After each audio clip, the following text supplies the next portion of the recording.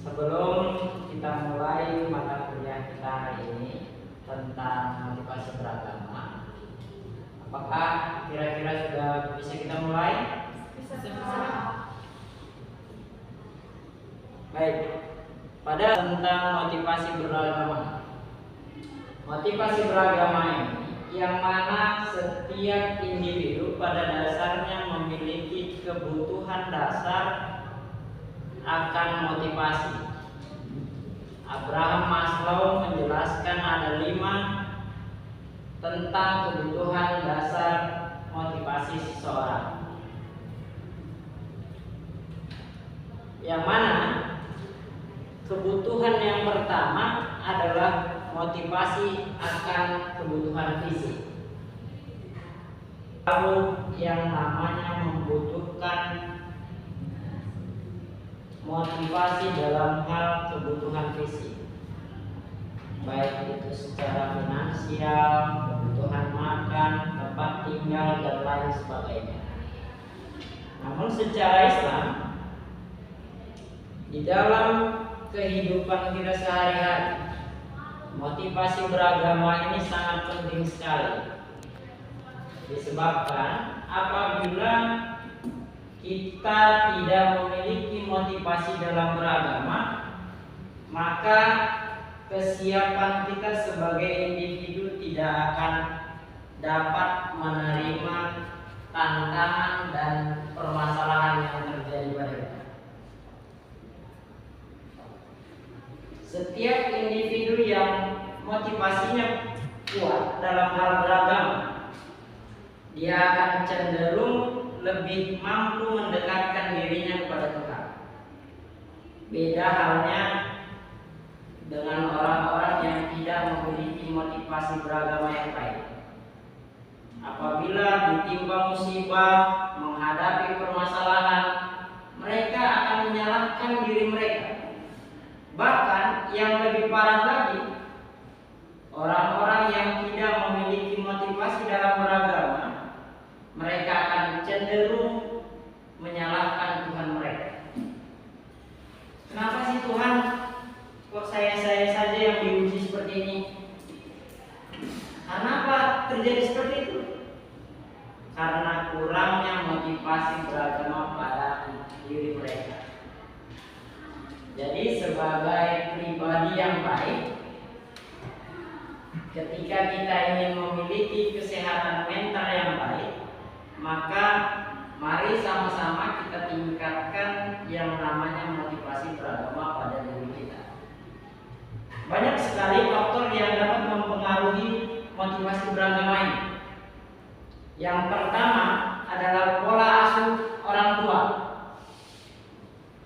Apabila kita diasuh atau dibesarkan oleh keluarga yang religius, maka tingkat motivasi beragama kita akan tinggi. Namun sebaliknya, bila kita dibesarkan di lingkungan yang kurang baik, di lingkungan yang kurang religius, maka motivasi beragama kita juga kurang baik. Jadi buat mahasiswa semua, anak-anak saya sekalian,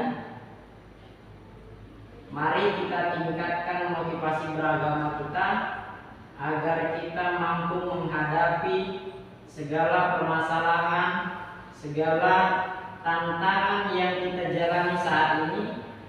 Yakin dan percaya bahwa setiap kesulitan pasti ada kemudahan. Kalau anak-anak yang tidak memiliki dasar motivasi beragama yang baik, ujian yang dihadapi semasa hidupnya, ia akan menganggap itu adalah musibah dan akhir dari kehidupan. Tapi kalau kita yang memiliki motivasi beragama yang baik, kita yakin tak ada ombak yang tak berakhir, tak ada badai yang tak akan surut.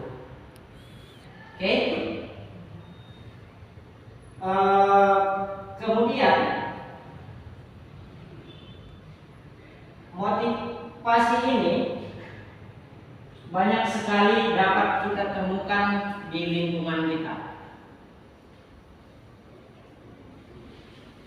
Orang-orang yang mempelajari motivasi beragama, dia akan lebih peduli kepada sesama teman, sesama masyarakat di lingkungan sosial, dan kita akan lebih dapat menerima dan memposisikan diri kita dengan siapa kita bergaul.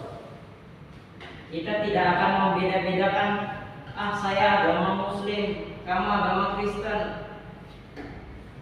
Kalau anak-anak yang tidak memiliki motivasi beragama yang baik, ini akan menjadi pemecah di antara kita. Orang-orang yang memiliki motivasi beragama baik akan meningkatlah jiwa sosialnya di lingkungan masyarakat. Dia akan lebih peduli sesama tetangga, sesama teman. Jadi mudah-mudahan mari kita tingkatkan motivasi beragama kita. Yakin dan percayalah bahwa setiap permasalahan yang kita hadapi selalu ada jalan keluarnya. Sebelum saya akhiri perkuliahan kita hari ini, perlu saya sampaikan bahwa di minggu depan silakan kalian baca kembali persiapan tentang jiwa beragama pada masa remaja. Kalian baca-baca, jangan sampai nanti masuk di pertemuan berikutnya kalian belum paham.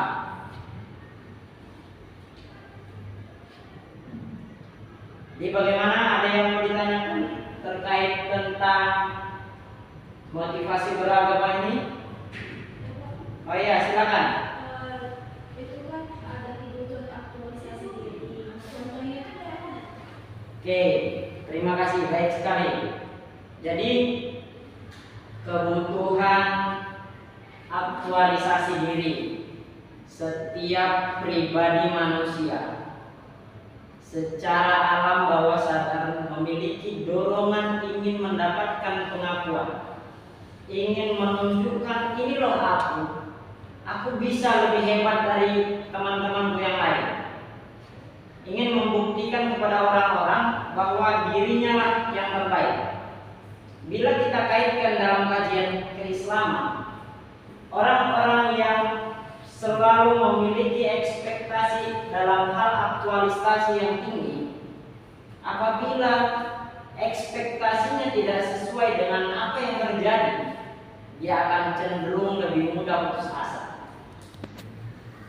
Tapi kalau anak-anak, kalau individu yang memiliki motivasi beragama yang baik, apabila aktualisasinya harapannya tinggi tapi tidak tercapai, belum tercapai, orang yang memiliki motivasi beragama yang baik ini akan memahami bahwa oh ya, mungkin saat ini apa yang aku inginkan belum tercapai, berarti masih ada upaya yang lain yang harus aku tingkatkan. Jadi ada introspeksi diri, ada kaji diri dalamnya. Jadi banyak sekali manfaat dalam hal memahami tentang motivasi beragama ini. Kaitannya dalam dunia psikologi agama, yang mana ketika seseorang sudah memahami dengan baik ajaran agamanya, memahami tentang bagaimana kesehatan mental, orang-orang yang selalu menjalankan agama dengan baik, maka insya Allah kesehatan mentalnya juga akan baik. Karena ketika kita memiliki pemahaman atau penerapan implementasi keagamaan yang baik, kita lebih cenderung bertingkah laku, berkegiatan selalu dengan aturan-aturan yang ada. Kita tahu nih sebagai seorang muslim bahwa mencuri atau iri terhadap orang lain adalah dosa. Kita tidak akan melakukan hal-hal itu di dalam kehidupan kita sehari-hari. Sebaliknya, bila orang-orang yang tidak memahami tentang psikologi agama atau tidak memiliki dasar motivasi beragama yang baik, ketika melihat temannya berhasil, ada rasa, kok dia bisa ya? Kok ketika aku sulit ya bimbingan? Kok melihat teman yang lain enak ya? Apa yang dia mau, dia bisa dapetin dari keluarganya. Sementara aku ketika mau sesuatu, menginginkan sesuatu, misalnya kalian pengen punya HP, ketika hari itu pengen, tidak langsung bisa. Ketika teman kalian, ketika dia pengen mau ganti handphone, dia langsung bisa terima. Ketika ada rasa iri, ketika ada rasa membanding-bandingkan, disinilah tanda bahwa kita belum memiliki motivasi beragama yang baik. Jadi mudah-mudahan dengan mengikuti perkuliahan ini, mata kuliah psikologi agama, kita bisa menyadari dan berkata pada diri kita bahwa segala yang terjadi selain dari upaya yang kita lakukan adalah tidak terlepas dari ridho Allah Subhanahu wa Ta'ala. Yakin dan percaya bahwa apa yang terjadi pada diri kita adalah hal yang terbaik, dan mudah-mudahan ke depan dengan kita selalu senantiasa bersabar dan tetap berupaya, akan meningkat apa yang kita lakukan ke depan. Oke, silakan dibaca-baca bukunya. Jangan sampai, saya ingin ketika masuk ke dalam lokal, kegiatan kita itu lebih interaktif lagi ke depan. Oke, bisa dipahami? Terima kasih atas segala perhatiannya. Sebelum saya akhiri, dapat saya simpulkan bahwa motivasi beragama ini merupakan fondasi yang harus benar-benar kita persiapkan. Sebab tidak ada tingkah laku yang terbentuk kecuali karena unsur kebiasaan atau pembiasaan. Perilaku kita akan cenderung lebih baik ketika kita senantiasa atau selalu melakukan hal-hal baik. Jangan pernah berputus asa, tetap semangat, yakin dan percaya setiap apa yang kita upayakan akan mendapatkan jalan keluar. Setiap apa yang kita cita-citakan pasti akan kita dapatkan bila kita selalu berupaya. Oke, akhir kalam, terima kasih atas segala perhatiannya. Mohon maaf atas segala kekurangan. Wabillahi taufiq wal hidayah. Assalamualaikum warahmatullahi wabarakatuh.